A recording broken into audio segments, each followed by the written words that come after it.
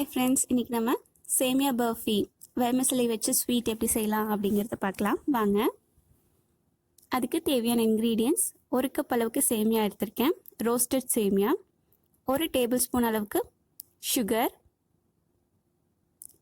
தேங்காய் துருவி dry roast பண்ணி எடுத்திருக்கேன் 2 டேபிள் ஸ்பூன், முந்திரி குட்டி குட்டியாக ஸ்லைஸ் பண்ணி எடுத்திருக்கேன் 2 table spoon, condensed milk 1/4 cup அளவுக்கு தேவைப்படும். கார்னிஷிங்காக கொஞ்சம் பாதாம் எடுத்திருக்கேன். நெய் 2 டேபிள் ஸ்பூன் அளவுக்கு வேணும்.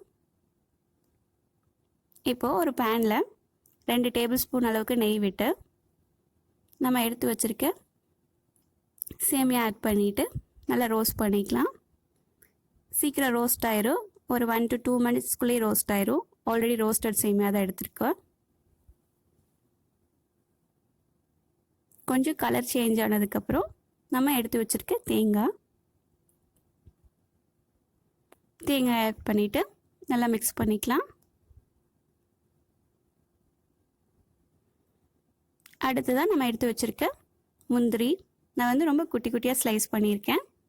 நீங்கள் கிரேட் கூட பண்ணிக்கலாம். நல்லா மிக்ஸ் பண்ணிக்கலாம். மிக்ஸ் பண்ணிவிட்டு இப்போ வந்து நம்ம சுகர் ஆட் பண்ணிக்கலாம். அப்புறம் கண்டென்ஸ்டு மில்கில் எடுத்து வச்சுருக்கிறதுல பாதி மட்டும் இப்போ ஆட் பண்ணிக்கலாம். உங்களுக்கு ரொம்ப ஸ்வீட்னஸ் வேணும் அப்படின்னா நீங்கள் இன்னொரு ஸ்பூன் சுகர் ஆட் பண்ணிக்கலாம். கண்டென்ஸ்ட் மில்க்லேயே கொஞ்சம் ஸ்வீட்னஸ் இருக்கும். இப்போ நல்லா அந்த மில்க் அப்சர்வ் ஆனதுக்கப்புறம் ரிமைனிங் மில்க்கையும் ஆட் பண்ணி நல்லா மிக்ஸ் பண்ணிக்கலாம்.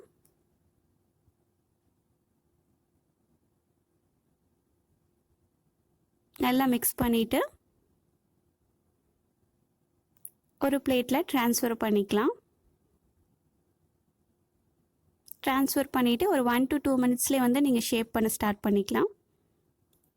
நான் இன்றைக்கி வந்து ஒரு லிட் எடுத்திருக்கேன். அதில் பாதாம் வந்து இப்படி ப்ளேஸ் பண்ணிவிட்டு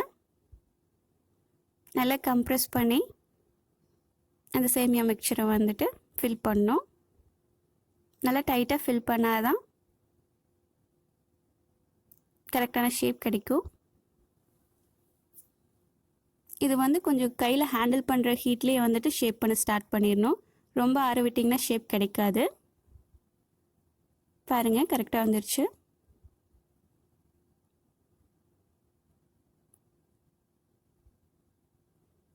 நல்லா ஃபில் பண்ணி நம்ம ஸ்வீட் சீக்கிரம் ரெடி பண்ணிடலாம்.